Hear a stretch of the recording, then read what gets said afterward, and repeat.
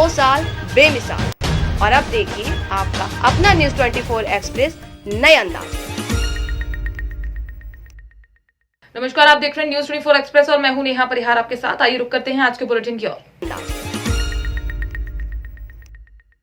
शाहजहांपुर ग्राम पंचायत गेरखेड़ी में उर्मिला शर्मा ने बताया कि 15 साल से 18 साल के बच्चों को दी जा रही कोवैक्सीन लगवाने की समझाइश। बच्चों को समझाया जा रहा है कि आप जितने बच्चे हैं और आपके जो भी 15 से 18 साल के दोस्त, भाई बहन या परिवार के सदस्य हैं, उन सभी को कोवैक्सीन जरूर लगवाएं ताकि आपकी सुरक्षा बनी रहे। साथ ही बाहर जब भी जाएं तो अपना मुंह पर मास्क जरूर लगा कर निकलें और जब भी खाना खाने बैठें या कहीं भी कुछ भी खाएं उससे पहले अपने हाथ जरूर धोएं। साथ ही पहले वैक्सीन के 28 दिन के बाद 2 डोज जरूर लगाएं। प्रतिनिधि सरपंच कमल शर्मा, सचिव गिरधारी पाटीदार, रोजगार सहायक राजेंद्र मेवाड़ा, उर्मिला शर्मा, आंगनवाड़ी कार्यकर्ता सीमा बाकोदिया, कार्यकर्ता मौजूद रहे। तो कितने को वैक्सीन लग चुकी है? 12 लोगों को लग चुकी है। क्या कहना दे रहे हो बच्चों को? जी, बच्चों को क्या समझा दे रहे हो? बच्चों को समझाइश दे रहे हैं कि आपको कोवैक्सीन का टीका लग रहा है। कोवैक्सीन के टीके लगने से तुम्हारी सुरक्षा भी है और कोई भी बाद में कोई समस्या नहीं आएगी। इसके बाद में जो भी टीका लग रहा है 28 दिन बाद फिर से आपको एक और टीका लगेगा। इससे कोई नुकसान नहीं है। ये टीका तुम्हारे लिए और सुरक्षित है। और जो भी तुम्हारे साथ दूसरे बच्चे हैं उनको भी भेज के और 15 से 18 वर्ष वाले जो भी बच्चे हैं उनको और वैक्सीन लगवाना है। खाना समय पे खाना है, हाथ बार बार धोना है, मास्क लगा के रखना है। सलाह दी। आपका सुना? आशा नाम जो।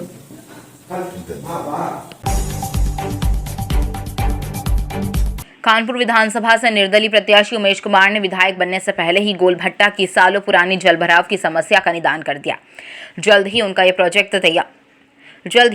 यह प्रोजेक्ट भी तैयार होने वाला है, जिससे गोलभट्टा के लोगों में गहरी प्रसन्नता भी नजर आने लगी है। लोगों का कहना है कि जो समस्या क्षेत्र के विधायक 20 सालों में नहीं सुलझा सके थे, वो उमेश कुमार ने विधायक बनते ही खत्म कर दी। आपको बता दें कि पिछले कई दशक से गोलभट्टा इलाके में जलभराव की समस्या से लोगों का बुरा हाल था, पर कोई राजनीतिक या प्रशासन का कारिंदा इस समस्या का निदान नहीं कर पाया। पर उमेश कुमार को जब इस समस्या का पता चला तो उन्होंने अपने निजी खर्चों से समस्या को सुलझाने का काम किया। प्रगति पर है और कार्य में हमने सफलता भी पाई है सब स्थानीय निवासियों के सहयोग से। इस बार बरसात में इसकी टेस्टिंग भी हो गई। लगातार 5 दिन 6 दिन मूसलाधार बारिश हुई। पहले यहाँ रेलवे लाइन तक 1-1 फुट 1.5 फुट पानी हो जाता था। लोग 2-2 दिन 3-3 दिन अपने घरों में कैद हो जाते थे। इस बार ना तो स्कूल जाने से बच्चे रुक पाए, ना लोगों को आने जाने में कोई असुविधा हुई। और आप सड़कें देख सकते हैं, किसी भी सड़क पे 1 इंच भी पानी नहीं है। तो ये सफलता भी है और एक खुशी की भी बात है हम सब लोगों के लिए कि हम लोगों ने जो एक योजना बनाई थी वो योजना कामयाब हो गई और हम सब लोग सफल रहे। मोहनपुरा मिलाप नगर के इस नरकीय तालाब को जो 50 सालों में सरकारें नहीं कर पाई, असफल हो गई, उसे करने में हम सफल हो गए। ये बहुत खुशी की बात है हमारे लिए। सर कितना पूरा? अब इसमें कोई समय लगने वाली बात नहीं है। हमारी मोटर्स रेडी हैं। पहले हमने पंपिंग स्टेशंस लगाए थे, डीजल के पंप सेट थे, पेट्रोल के, वो हटा दिए गए हैं। अब परमानेंट मोटर्स यहाँ फिक्स हो रही हैं, दिन रात मोटर चलेंगी और मुझे लगता है कि हम 15-20 दिन में इस तालाब को पूरा सुखा देंगे। उसके बाद जो नालियाँ इस तालाब में अलग अलग जगहों से आकर मिल रही हैं, एक संगम सा बना रही हैं, उसे हमें रोकना है। उन नालियों को हमको सबको बनाकर इस चैम्बर में लाना है। हमारे यहाँ के हम तो देखो विधायक मान चुके हैं इनको, मनों की गहराई से भी और वैसे भी। हमारी जनता का जो रुझान है हमारे जो उमेश कुमार जी है उनकी तरफ ही है। और हम तो अब देखो उमेश कुमार जी पत्रकार कहना भी नहीं चाहते, अब तो हम विधायक साहब ही कहना चाहते हैं। जो इन्होंने हमारे इलाके के लिए क्या है बहुत ही सम्मानित और सराहनीय है। और हम इतने दिनों से इस बड़े गंदगी में रह रहे थे। जैसे मोदी जी ने स्वच्छ अभियान चलाया है, आप हमारे यहाँ देख सकते हैं। स्वच्छ अभियान अगर ऐसा होता है तो हम आशा करेंगे कि जीवन में कभी ऐसा स्वच्छ अभियान कहीं ना चले। और आने वाले 50 सालों में जो सुधार यहाँ ये की उम्मीद जता रहे हैं उमेश कुमार जी और कर भी रहे हैं, हमें लगता है कि शायद हो सकता है। तो और पिछले 50 सालों में खुशी महसूस कर रहे हैं आप जो ये कार्य हो? इसकी कोई प्रशंसा मतलब मैं अंदर से नहीं कर सकता। इतनी ज़्यादा खुशी है कि मेरे पास उसके लिए शब्द नहीं है कहने के लिए। और मैं पूरी समाज की ओर से और पूरी जनता की ओर से आभार प्रकट करता हूँ। उमेश बहुत अच्छा लगा मुझे। जोधपुर जेल में अफीम का दूध पहुंचाने वाले सिपाही के खिलाफ मामला दर्ज। जोधपुर सुरक्षा की दृष्टि से अति महत्वपूर्ण समझाने वाली देश की सबसे दूसरी बड़ी सुरक्षित जेल में वहां पर सुरक्षा में तैनात सिपाही चांद लगाने का काम कर रहे हैं। बहत्तर मादक पदार्थ जेल में पहुंचाने का अवैध कारोबार व सुरक्षा में लगे सुबह भी कर रहे हैं, जिसके खिलाफ रातानाडा पुलिस में मामला दर्ज किया है। जानकारी के अनुसार केंद्रीय कारागार जोधपुर में तैनात सिपाही प्रहलाद रामदेवासी के कब्जे से पुलिस ने 95 ग्राम अफीम का दूध बरामद किया, जो कि केंद्रीय कारागृह बबीता अपराधियों को पहुंचा रहा था। पुलिस ने सिपाही को रंगे हाथ पकड़ा और मामला दर्ज कर जांच की गई है। भाजपा की सदस्यता लेने के बाद अपने आवास पर पूर्व विधायक डॉक्टर रश्मि आर्य का कार्यकर्ताओं ने भव्य स्वागत किया तथा जय श्री राम के नारे लगाए। पूर्व विधायक डॉक्टर रश्मि आर्य ने पत्रकार वार्ता में बताया कि समाजवादी पार्टी के पदाधिकारियों द्वारा बहुत दिनों से मेरी व मेरे कार्यकर्ताओं की उपेक्षा की जा रही थी। कई बार प्रदेश के पदाधिकारियों से शिकायत करने के बाद भी कोई तवज्जो नहीं दिया है, जिस कारण मैंने समाजवादी पार्टी छोड़ने का निर्णय लेकर भाजपा की सदस्यता ली। उन्होंने पार्टी प्रत्याशी बनाए जाने वाली बात का खंडन करते हुए कहा कि अभी हमने पार्टी की सदस्यता ली है, अभी पार्टी के आलाकमान पर निर्भर है कि वो किसे प्रत्याशी बनाती है और किस पर विश्वास करती है। पार्टी जिसे प्रत्याशी बनाती है हम उसके साथ हैं और इस बार भाजपा की महाजीत होगी। उन्होंने कहा कि मेरे आर्य परिवार ने हमेशा ही क्षेत्रों में जाकर गरीब दीन दुखियों के साथ रहे। क्षेत्र की जनता का मेरे परिवार पर अटूट विश्वास है। पूर्व विधायक ने कहा कि मोदी एवं योगी की नीतियां मुझे पसंद आई कि वो देश प्रदेश के गरीबों को रहने के लिए आवास, गैस और हर तरह की वो योजना चला रहे हैं जो देशवासियों को लाभ पहुंचा रही है। उन्होंने समाजवादी पार्टी प्रदेश महासचिव पर निशाना साधते हुए कहा कि अभी किसी भी दल ने प्रत्याशी घोषित नहीं किया है। अभी सभी संभावित प्रत्याशियों की तैयारियां करने को कहा, लेकिन प्रदेश महासचिव क्षेत्रों में जाकर अपने को प्रत्याशी ही बता रहे थे एवं मुझे क्षेत्र में जाने से रोका जा रहा था, जिस वजह से भाजपा की सदस्यता ली और आगे जो पार्टी का निर्णय होगा वही मान्य होगा। वाली जो फालतू के आरोप लगाती है, एक्चुअल में उसका एक यही है कि उसको टीआरपी सिर्फ मेरे ही नाम से मिलती है, ठीक है। इसलिए वो अपना सिर्फ धंधा जो उसका जो कार्य है वो इसलिए वो ऐसा करती कि टीआरपी बराबर मिलती रहे, उसका प्रॉफिट होता रहे। वो आप समझते होंगे। तो आगे क्या रणनीति है और किस तरीके से जनता के बीच क्या लगता है आपको, अगर भारतीय जनता पार्टी आपको टिकट का दावेदार बनाती है तो किस तरीके से आप जनता के बीच जाएंगे? जी हाँ, अगर पार्टी हमें दावेदार बनाती है तो निश्चित हम पूरी ताकत से, पूरे लगन से, हमारा परिवार जिस तरह से सहयोग करता आया है गरीब जनता को और सहयोग किया है अपने क्षेत्र के लोगों को, सेम उसी तरीके से हम काम करेंगे। हमेशा मतलब बीजेपी के लिए बहुत पूरी ताकत लगा देंगे कि महाविजय हो। आपके साथ साथ में आपके परिवार के और कितने लोगों ने भारतीय जनता पार्टी की सदस्यता ली है? देखिए, आपको तो मालूम है कि अभी मैंने ले ली है और जिसको लेना होगा वो आपको आगे भी पता पड़ ही जाएगा। बाकी हमारा पूरा परिवार हमारे साथ में होगा। हाँ जी, जैसा कि एक गुट चाहता था झांसी का समाजवादी पार्टी का कि आपको टिकट मिले और एक गुट चाहता था कि टिकट ना हो, तो ये क्या सच है? Actual please repeat again. जैसे दो गुट थे, एक दीपक गुट है, एक और गुट कहना नहीं चाहेंगे, तो उनका मंजूर था कि आपको टिकट मिले और दूसरा गुट नहीं चाहता था, तो इस वजह से भी टिकट कटा है क्या? ऐसा तो बात नहीं है। मैं इसका मतलब क्या था, अखिलेश जी से आप लोगों के जो संदेश थे वो गलत जा रहे थे पार्टी पे, क्या किन लोगों ने आपके लिए घात किया है इसमें? देखिए, जो हेड होता है किसी भी पार्टी के, वो उनको सही बात सुनना और समझना चाहिए। आदि दी कि दीपक जी ने पुरजोर कोशिश की है कि आपको टिकट मिले और बाकी एक गुट जो और है जैसे जिलाध्यक्ष जी हैं और तमाम जो लोग इन्हीं चीज़ों से परेशान होकर मुझे तक समाजवादी पार्टी से आपका प्रचार चलता रहा, लेकिन अचानक ऐसा क्या हुआ कि आपको भारतीय जनता पार्टी ज्वाइन करनी पड़ी? देखिए, चूँकि देश के प्रधानमंत्री माननीय नरेंद्र मोदी जी की नीतियाँ इतनी शानदार हैं कि जिससे प्रभावित होकर हमने बीजेपी ज्वाइन किया है। चूँकि इनकी नीतियों का लाभ सीधे उन गरीब वर्ग को जा रहा है जो इसके लिए जो नीड है, मतलब जिनको ज़रूरत है। चूँकि बाकी जो पार्टियां रहती हैं, निश्चित उनकी नीतियां ठीक है, लेकिन वो नीतियों का लाभ सीधे उन लाभार्थी के पास नहीं पहुंच पा रहा था। जी, तो क्या ये भी माना जा सकता है कि समाजवादी पार्टी में आपके टिकट ना मिलने की ज़्यादा चांसेस थे, या जिस तरीके से चर्चाओं में तो आप थी ही, लेकिन टिकट ना मिलने के कारण भी यही है कि पार्टी बदलना? क्या कहा आपने? समाजवादी पार्टी में जिस तरीके से आप प्रबल दावेदार थी प्रत्याशी के रूप में, तो क्या वहाँ पे ये भी कयास लगाया जाए थे कि दूसरे प्रत्याशी की दावेदारी से आपका टिकट कटने के चांस थे, इसलिए पार्टी बदली? देखिए, क्योंकि ज़िले में जो राजनीति चल रही थी वो थोड़ी ठीक नहीं थी। पूरे 5 साल लगातार मैंने अपनी पार्टी के लिए काम किया था। कुछ उनको शायद समझ में नहीं आ रहा था कि पार्टी के लिए वफादार कौन है और कौन नहीं, जिसकी वजह से मुझे बीजेपी ज्वाइन करनी पड़ी। हम आपसे ये जानना चाहते हैं, जिस तरीके से समाजवादी पार्टी मऊरानीपुर में अगर पहचान समाजवादी की पार्टी की है तो वो आपके परिवार से और आप लोगों की वजह से समाजवादी पार्टी की पहचान बनाई थी, लेकिन अचानक ऐसा क्या कारण हुआ? किस पार्टी की किन नीतियों से आपको विरोध करके भाजपा ज्वाइन करनी पड़ी? नीतियों का विरोध नहीं कहेंगे, लेकिन ये कहेंगे कि हमारे परिवार ने हमेशा से ही गरीब, असहाय और निचले वर्ग के लोगों का हमेशा सहयोग किया है, और हम ये चाहते हैं कि ये जो सहयोग हम करते आए हैं निश्चित ये आगे बरकरार रहे। इसलिए हमने भारतीय जनता पार्टी ज्वाइन किया है, क्योंकि इनकी नीतियाँ अच्छी हैं।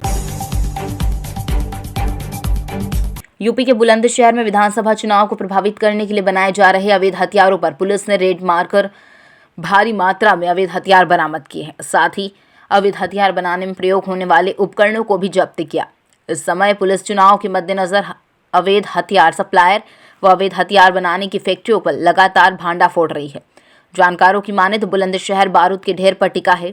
यहाँ कभी भी कोई भी बड़ी दुर्घटना हो सकती है। हाल ही में बुलंदशहर के गुलावटी, कोतवाली, खुर्जा पुलिस ने भी अवैध हथियारों का जखीरा पकड़ा था।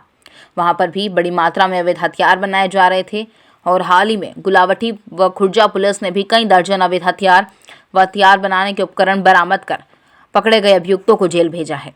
आपकी टीवी स्क्रीन पर ये तस्वीर है बुलंदशहर के कोतवाली देहात क्षेत्र से बरामद अवैध हथियारों के जखीरे की है, जहां एक अभियुक्त बड़ी मात्रा में अवैध हथियार बनाकर विधानसभा चुनाव में सप्लाई करना चाह रहा था, लेकिन पुलिस ने मुखबिर की सूचना पर मंसूबों पर पानी फेर दिया और मौके से ही अभियुक्तों को गिरफ्तार कर लिया। पुलिस की हिरासत में खड़ा यह आरोपी ही इस धंधे को चला रहे थे। कोतवाली देहात पुलिस ने इस आरोपी के कब्जे से 6 बने हुए तमंचे, 6 अधबने तमंचे भी पकड़े हैं, और साथ ही अवैध हथियार बनाने में उपयुक्त होने वाली 27 छोटी व बड़ी नाल, 25 स्प्रिंग, 6 बॉडी, 16 लोहे की पत्ती, 10 लोहे की पत्ती, ट्रिगर में काम आने वाली 6 स्क्रू, 56 रिपीट, 2 हथौड़े, 1 आरी, लोहे का ब्रश, 5 किलो का एक गैस सिलेंडर सहित भारी मात्रा में अवैध हथियार और तमंचा बनाने के उपकरण बरामद किए गए।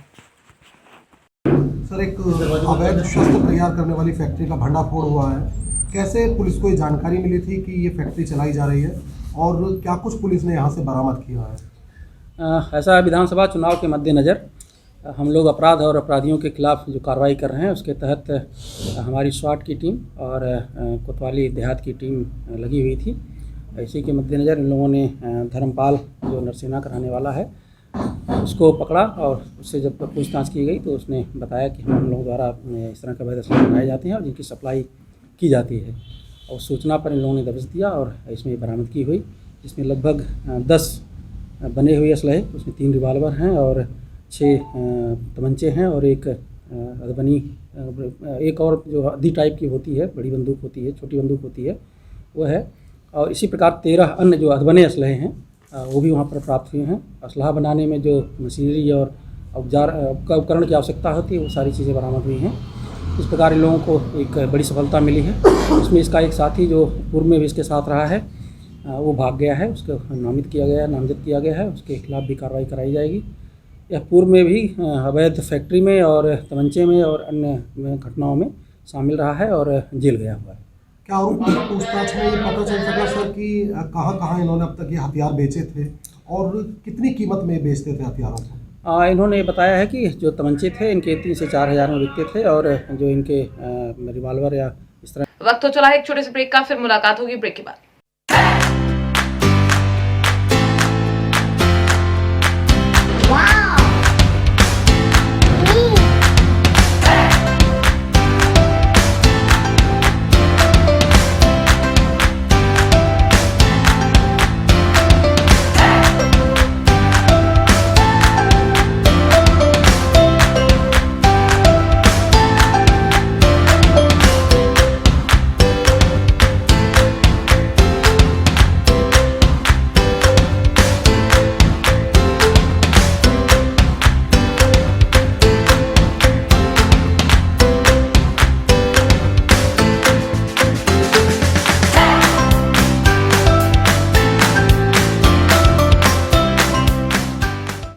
ब्रेक के बाद एक बार फिर आप सभी का स्वागत है। आइए बढ़ते हैं अगली खबर की ओर।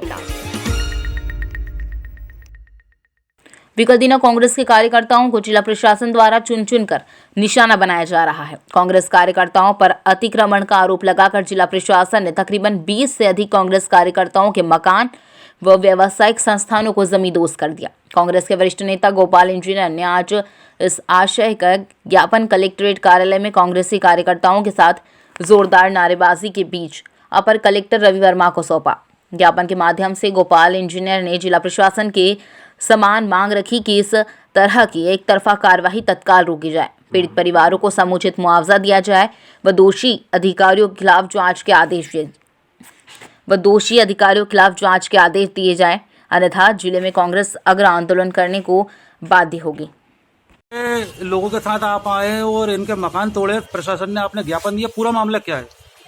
पूरा मामला ये है कि आस्था हमारी विधानसभा में जो हमारे रघुनाथ सिंह मालवी हैं जो कि बीजेपी के एमएलए हैं और शिवराज सिंह चौहान जिनका कि गृह जिला है, उसमें अनुसूचित जाति, जनजाति, पिछड़े वर्ग, अन्य गरीब लोगों को सताया जा रहा है बगैर नोटिस दिए हुए।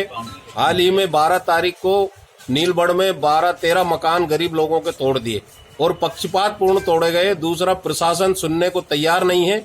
भारतीय जनता पार्टी ने प्रशासन को ढाल बना रखा है और आए दिन गरीब लोगों के साथ भेदभावपूर्ण रवैया कर रहे हैं और जिन चीजों को तोड़ना चाहिए उन चीजों को, उन स्ट्रक्चर को तोड़ नहीं रहे ये, मगर कांग्रेस के लोगों को देख के ये टारगेट कर रहे हैं।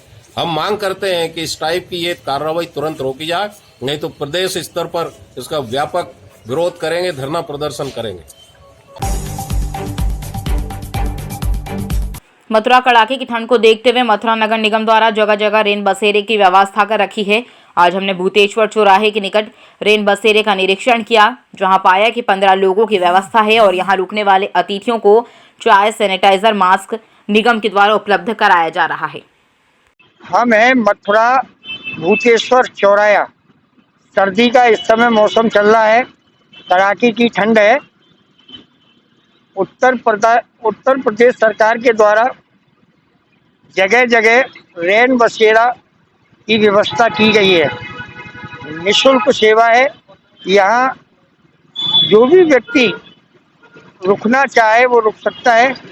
देखते हैं नगर निगम के द्वारा क्या व्यवस्थाएं रेन बसेराओं में की गई हैं।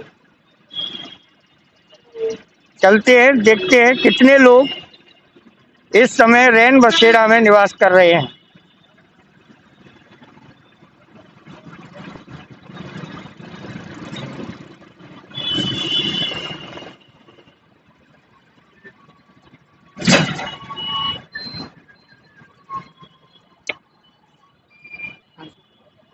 क्या नाम है आपका? सुशील कुमार।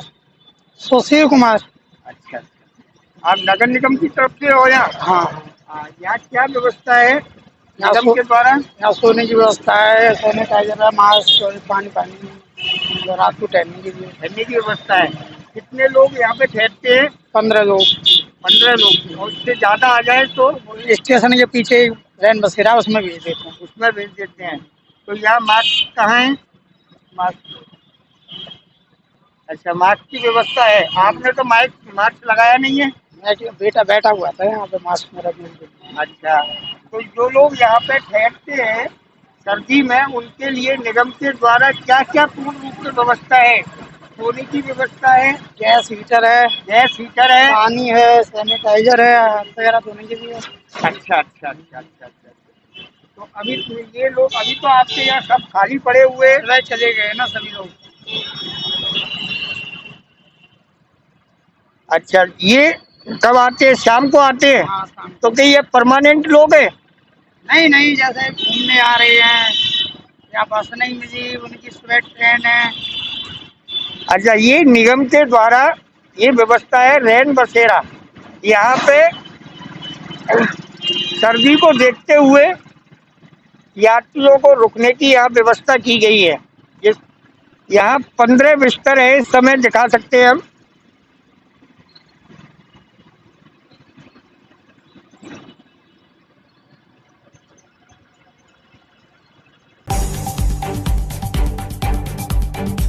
मध्य प्रदेश किसान सभा जिला नरसिंह के 6 सदस्यीय प्रतिनिधिमंडल द्वारा मुख्यमंत्री निवास पहुंचकर नरसिंहपुर के धान उत्पादक कृषकों की इस समय एसएमएस न मिलने से उनके खेत खलियान में उपार्जन केंद्रों पर समर्थन मूल्य पर विक्रय करने की बाट जोड़ रहे हैं।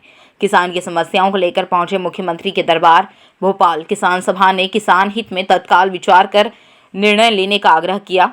भोपाल मुख्यमंत्री शिवराज सिंह चौहान के न होने से किसानों को आश्वासन, मुख्यमंत्री कार्यालय के अधिकारियों ने ज्ञापन लिया व ज्ञापन की समस्त मांगे मुख्यमंत्री तक पहुंचवाने की बात कही। प्रतिनिधिमंडल किसानों की जो धान खेत खलिहानों में पड़ी हुई है, उन किसानों की धान खरीदी के कोई ऑप्शन नहीं दिए हैं। जैसा कि राज्य सरकार ने जो अभी 15 तारीख को निर्णय लिया है, उस निर्णय में केवल उन किसानों की धान ली जाएगी जो इस समय धान खरीदी केंद्र पर मौजूद है, लेकिन जिनकी खेत खलिहानों में पड़ी है और जो छुट्टी एसएमएस आने के इंतजार कर रहे हैं, उन किसानों के लिए कोई योजना नहीं है। इसलिए आज हमारा यह 6 सदस्यीय प्रतिनिधिमंडल मुख्यमंत्री महोदय को एक ज्ञापन देने यहाँ पर आया। मुख्यमंत्री महोदय का इंतजार किया, क्योंकि वह उपलब्ध न होने के कारण उनके अधिकारियों को ज्ञापन दिया गया और उन्होंने आश्वासन दिया कि हमारे आवेदन को मुख्यमंत्री महोदय की टेबल तक पहुँचाएंगे और इस पर हम उम्मीद करते हैं कि मुख्यमंत्री महोदय किसान हित में शीघ्र तत्काल निर्णय लेंगे कि जिन किसानों की खेत खलिहानों में धान रखी हुई है उसको खरीदने का वो पूरे तौर से गंभीरता से लेंगे और आदेश जारी करेंगे।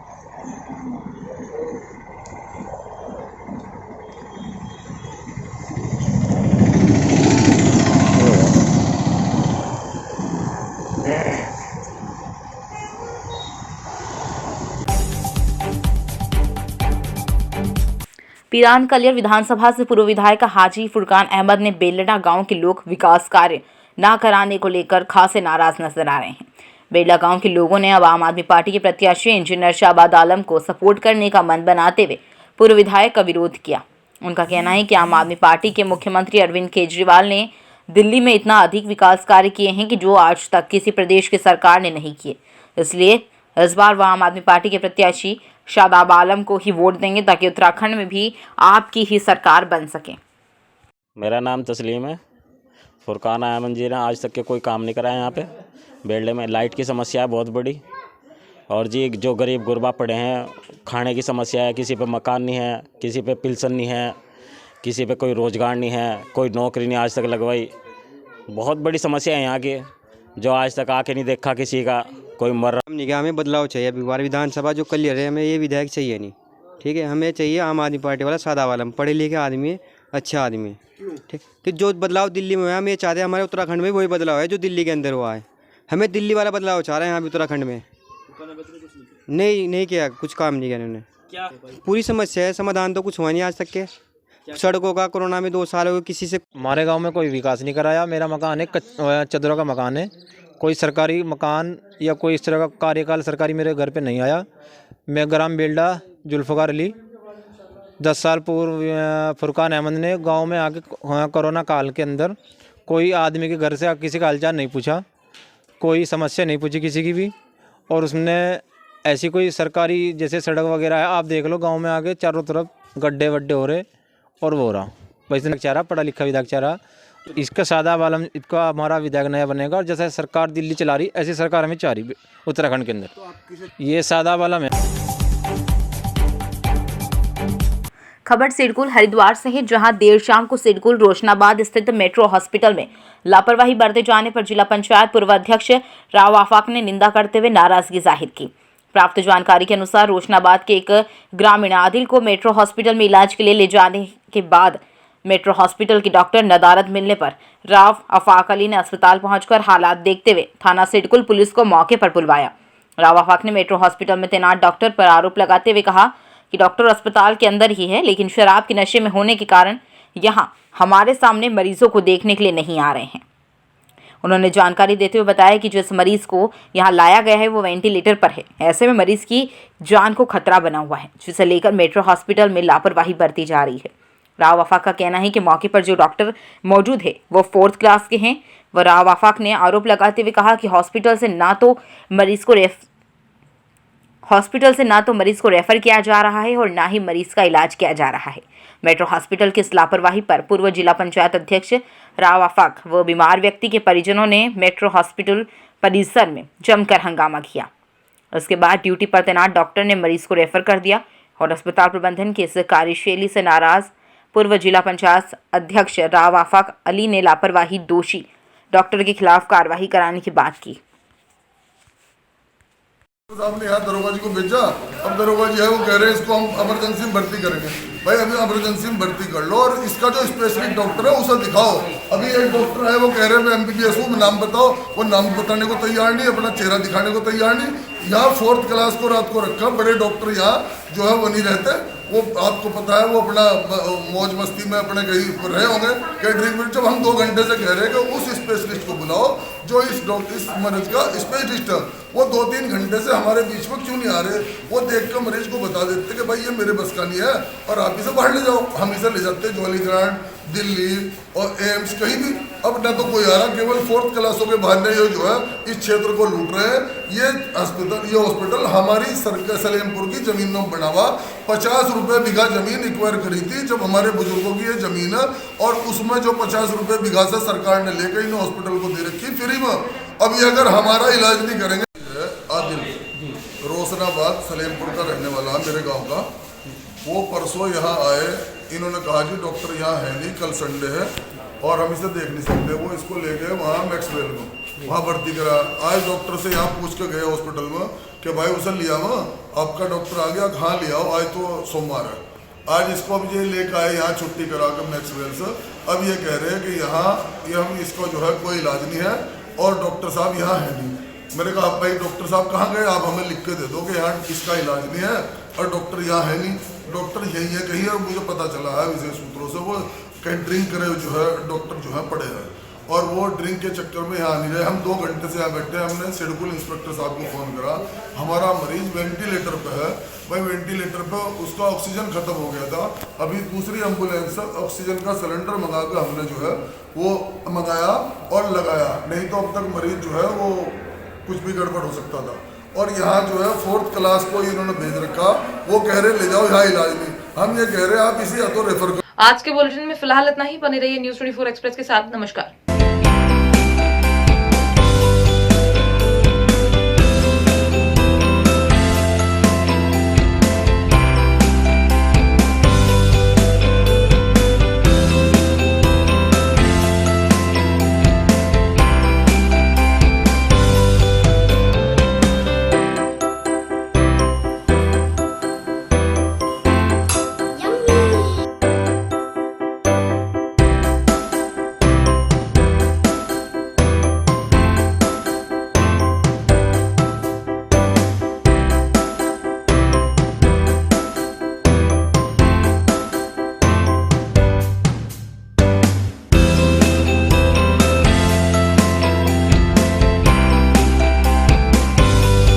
एक्सप्रेस के 2 साल बेमिसाल। और अब देखिए आपका अपना न्यूज़ 24 एक्सप्रेस नए अंदाज।